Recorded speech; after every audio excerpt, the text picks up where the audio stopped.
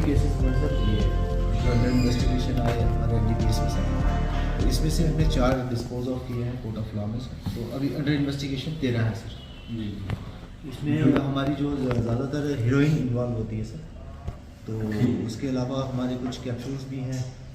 अच्छा, दूसरा भी मैंने हमने देखा इधर के बहुत सारे लोगों को 107 में आप बुक करते हैं, ठीक है, मतलब पुलिस अथॉरिटीज को एक्टिवली काम करना, उसमें ऐसा नहीं है कि उनको पता नहीं है या क्या चीज़ें आइडेंटिफाइड हो गए, बट उनके ऊपर पूरी नजर रखनी है। उन्होंने बड़ा मतलब लीगली बाइंडिंग नहीं होती है, इस पर कोई एक्शन नहीं लिया जा सकता इस तरह करने, बट स्टिल जो ऐसे सप्लायर्स हैं हमारे इसमें कोर्ट बाजार के बीच में भी, देखो मेरा काम नहीं है इसके ऊपर एक्ट करना, लेकिन सबको पता है दिन दिहाड़े कॉलेज के बैक साइड पीछे ऊपर लोग बैठे रहते हैं।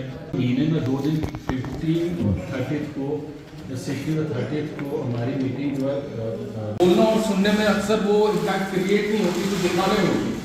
अगर हम उनको बुरा हाल दिखा पाएँ जो ड्रग एडिक्ट्स का होता है, जो उनके माँ बाप का होता है, तो वो ज़्यादा इंटरेस्टफुल रहेगा रादर देन ऑर्गेनाइजिंग लेक्चर, जहाँ तक मुझे लगता है। दूसरी चीज़ कि एक कोऑर्डिनेशन चाहिए from all the walks of life, वो चाहे सिविल सोसाइटी हो, डिपार्टमेंट्स हो, ताकि फॉर एग्जांपल अगर हमने सुरनकोट तहसील की बात की तो हमारे पास जैसे आपने कहा नियामत लेवल पे हम इसको करना चाहते हैं, उसमें बेस्ट तरीका ये है कि आप 3-4 ऐसे रिसोर्स पर्सन ढूंढिए जिनकी एक्सपर्टीज हो उसमें। फॉर एग्जांपल मैं अपनी मिसाल दूंगा, मैं फार्माकोलॉजी में डिप्लोमा होल्डर हूँ, मैं लॉ ग्रेजुएट हूँ, मैं दोनों एस्पेक्ट समझ सकता हूँ। इसी तरीके से 4 बंदे अगर आप और आइडेंटिफाई करें, उनकी ड्यूटी लगा दें कि उनको आप 5-5, 6-6 1 महीने में आप ऐसे हायर सेकेंडरीज और अदर सेंटर्स आइडेंटिफाई करें जहां वो जाएं, जहां वो इंटरेक्शन करें। सिर्फ ये नहीं कि बोल के आगे, उनके पास प्रॉपर एक प्रेजेंटेशन होनी चाहिए जो हर स्कूल में, हर हायर सेकेंडरी में 15-15 मिनट, आधे घंटे की वीडियोस और इस तरह की चीजें दिखाई जाए।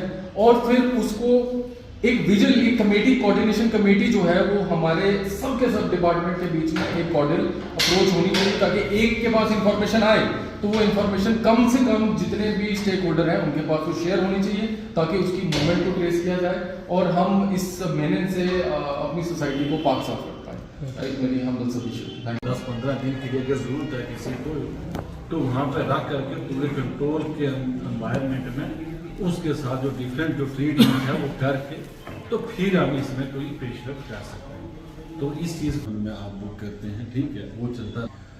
आप नेक्स्ट मंथ में ये पूरी एक्सरसाइज करेंगे कि जो रिपीटेड अफेंडर्स हैं, मतलब 107 में भी ड्रग एडिक्ट्स को आप बुक करते हैं, ठीक है, लेकिन आपने एक बार किया, आप उसमें ये पूरा एक डाटा बना के लाएंगे कि लास्ट 6 मंथ में कितने रिपीटेड अफेंडर्स हैं। जब उसे बॉन्ड लिया, फिर दोबारा उसने किया, फिर आपने 107 में उससे श्योरिटी बॉन्ड लिया, और रिपीटेड अफेंडर कौन से हैं।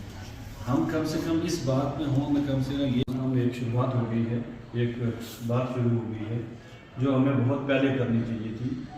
हम जितने लोग यहाँ पर बैठे हुए हैं ऑलमोस्ट जो है वो सन ऑफ की साइड है, और हम सुनते हैं अपने गिरदोलवा में, देखते भी हैं, पता भी होता है। अब तो थोड़ा सा रोकथाम ये हुई है कि कुछ जैसे SDM साहब ने बताया कि एक इतनी मिकदार रख ली है उन्होंने टेक्निकली कि जिसमें अगर कोई ऑफेंस बनता भी है तो उसको बेलेबल वो समझते हैं, उस तरह से वो बाहर निकल कर चले जाए। तो दूसरी तरफ से ये है कि सबसे पहले जो है वो काबू डालना चाहिए ड्रग पेडलर्स को, और ड्रग पेडलर सुरनकोट में आइडेंटिफाई करने की ज़रूरत नहीं है, दे आर ऑलरेडी आइडेंटिफाइड।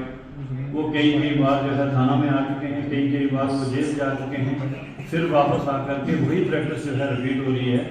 तो उनके लिए कोई ऐसा शिकंजा कसना चाहिए कि वो लंबे टाइम के लिए जो है वो जेल में रहने चाहिए।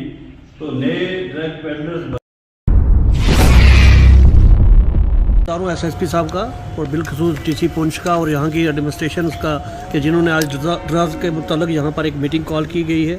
मैं ये समझता हूँ कि 2010 से पहले सुरनकोट के अंदर ड्रग्स का नामो निशान नहीं था। आप जितना भी पर्चे देखिए, कोई भी ड्रग्स के मुतालिक नहीं था। आज ये मौका है कि सुरनकोट के अंदर नंबर 1 पे जो है ड्रग्स जो है धंधा हो रहा है। हमने वक्तन फ़क्तन भी पुलिस के साथ भी काम किया, सिविल इंतज़ामिया के साथ भी काम किया। आज उसी के ऊपर अवेयरनेस लोगों को दी जा रही है। मैं ये समझता हूँ कि सरकार की तरफ से एक बहुत अच्छा जो है इनिशिएटिव लिया गया है। मैं तमाम पेरेंट्स से ये गुजारिश करूँगा, यहाँ की आवाम से ये गुजारिश करूँगा कि अपने बच्चों के ऊपर नज़र रखें, चाहे वो स्कूल में जाते हैं या कॉलेज में जाते हैं, यहाँ भी जाते हैं, जहाँ भी ड्रग्स का धंधा हो रहा है। मैं एडमिनिस्ट्रेशन से ये भी गुजारिश करूँगा कि कॉलेज के अंदर, स्कूलों के अंदर, बस स्टैंड के अंदर जितने भी यहाँ पर प्राइवेट होटल जो रात को 11-12 बजे बंद होते हैं, उनकी एक टाइमिंग फिक्स होनी चाहिए। 10 बजे के बाद कोई भी होटल जो है वो खुला नहीं होना चाहिए।